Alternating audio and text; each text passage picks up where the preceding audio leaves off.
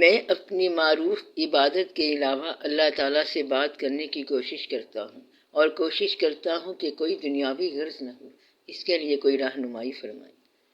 دیکھو، اگر آپ نے اللہ تعالیٰ سے بات کرنے کے لیے کوئی وقت مقرر کر رکھا ہے تو پھر آپ جھوٹے ہیں، کیونکہ اللہ تعالیٰ نے تو پابند نہیں ہونا، کیونکہ اس کا وقت تو ہمہ وقت ہے۔ معروف عبادت کی بات ٹھیک ہے اور وہ تو وقت کے ساتھ ہے، مثلا نماز کا اپنا وقت ہے، حج جو ہے وہ حج کے ایام میں ہوگا، زکوٰۃ کے دن ہوں گے، روزے رمضان کے دنوں میں ہوں گے، یہ تو ہو گئی معروف عبادت۔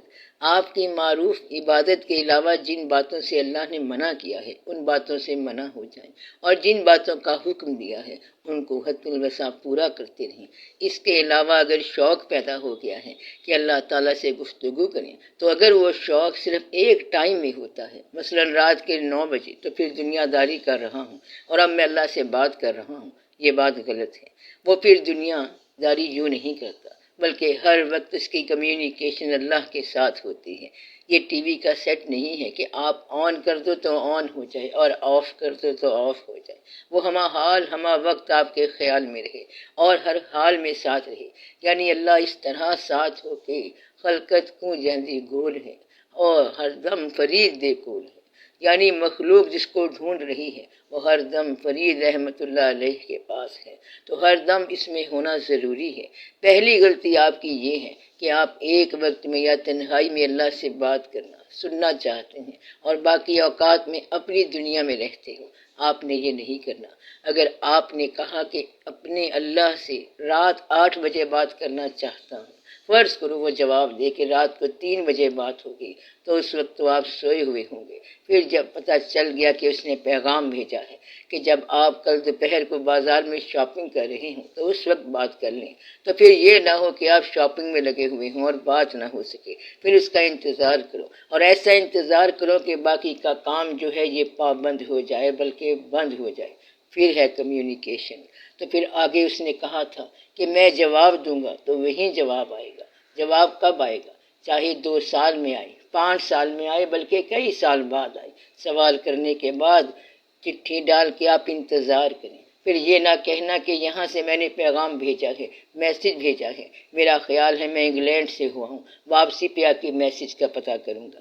پھر یوں بات نہیں ہوگی، بلکہ آپ پھر اسی جگہ پر ٹک جاؤ جہاں پہ بات ہوئی تھی، اس جگہ پر ٹھہر جاؤ، پھر دیکھا جائے گا۔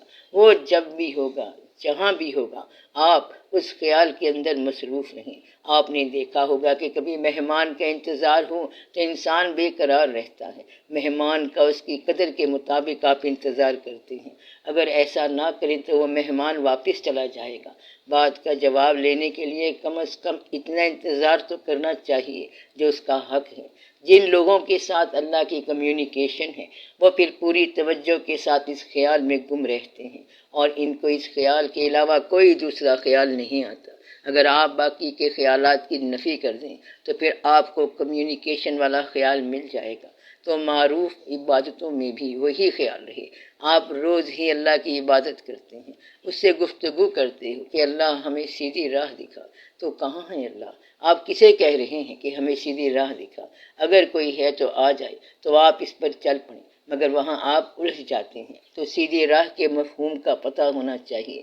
اللہ تعالیٰ نے بتا دیا ہے کہ سیدھی راہ کا مفہوم کیا ہے، یعنی ان لوگوں کی راہ جن پر اللہ کا انعام ہوا۔ تو اگر کوئی انعام یافتہ آدمی مل جائے تو اس کے ساتھ ساتھ چل پڑیں، تو سیدھی راہ تو یہی ہے، مگر آپ اس کے ساتھ جھگڑتے ہیں اور سیدھی راہ کی دعا بھی کرتے رہتے ہیں۔ پھر جب وہ سیدھی راہ دکھاتا ہے تو آپ پھر الجھ جاتے ہیں۔ آپ یہ اندازہ لگائیں کہ پیغمبروں کے ساتھ لڑنے والے لوگ موجود تھے اور امام علی مقام علیہ السلام کو شہید کرنے والے لوگ موجود تھے۔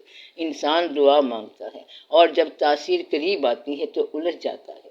اس بات سے بہت ڈرنا چاہیے۔ ایک بزرگ تھے، ان کا نام آغا تجمل حسین تھا۔ ان کے پاس ایک نوجوان مرید ہوا اس نے بابا جی سے کہا کہ دعا کروں، مجھے کوئی مرتبہ ملے۔ بابا جی نے کہا کیا چاہیے؟ انہوں نے کہا گورنر بن جاؤں۔ تو وہ نوجوان کچھ عرصے بعد ڈیو کورس میں گورنر بن گیا، یعنی سردار عبدالرب نشتر۔ پھر ایک دن وہ گورنر ملنے کے بعد اپنے بزرگ کے پاس گئے، کہنے لگے کہ سکون نہیں ہے۔ تو بابا جی ہنسے، پھر کہہ لگایا اور کہا بات سن، تو نے سکون مانگا ہی کب تھا؟ تو نے بادشاہی مانگی تھی، سکون تو اب مانگ رہا ہے۔ ادھر بادشاہی میں تجھے کیا سکون ملے گا؟ اللہ سے تم دنیا مانگتے ہو تو تم خود ہی دیکھو کہ تم مانگتے کیا ہو، یعنی یہ کہ اے اللہ اپنے علاوہ باقی سب کچھ ہمیں دے دے۔ جب تم اللہ سے اللہ مانگو گے تو پھر تمہیں باقی کی پسندیدگیاں ترک کرنی پڑیں گی۔ وہ آدمی جو اللہ کے علاوہ کی تلاش کرتا ہے اور کہتا ہے کہ میں اللہ سے اللہ مانگوں گا تو پھر وہ جھوٹ بولتا ہے۔ اس لیے تیرے سوا کروں پسند کیا تیری کائنات میں دونوں جہاں کی نعمتیں قیمت بندگی نہیں۔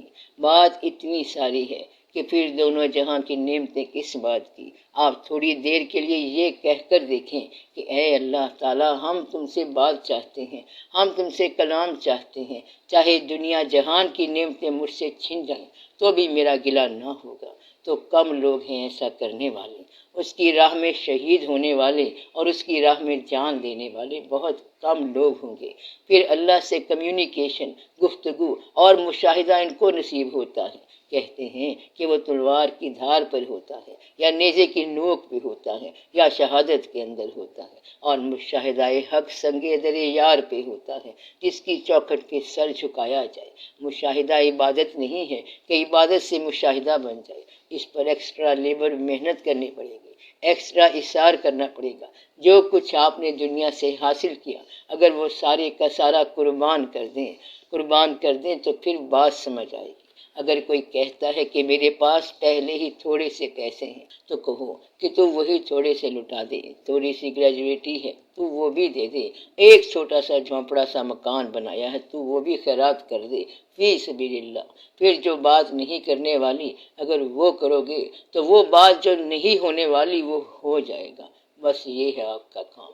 اللہ کی طرف جانے کے لیے کئی فارمولے ہیں، جیسے جنگ کے دوران OP ہوتے ہیں اور وہ کہتے ہیں کہ یہاں فائر کرو وہاں فائر کرو، اسی طرح اللہ تعالیٰ کو تم کہتے ہو کہ اس طرح کر، یہاں جلوہ دے دے، یہاں دشمن کو غرق کر دے، یہاں ان سے مال چھین لے، یہاں ہمیں دے دے۔ اس طرح تو نہیں چلتا، وہ اللہ ہے اور تم جیسے بندے وہ بناتا ہے۔ وہ کیسے چلے گا تمہارے کہنے پہ؟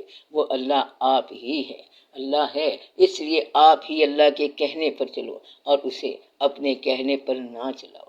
ہمت نہ ہو تو بہتر ہے کہ اسے نہ پکارو۔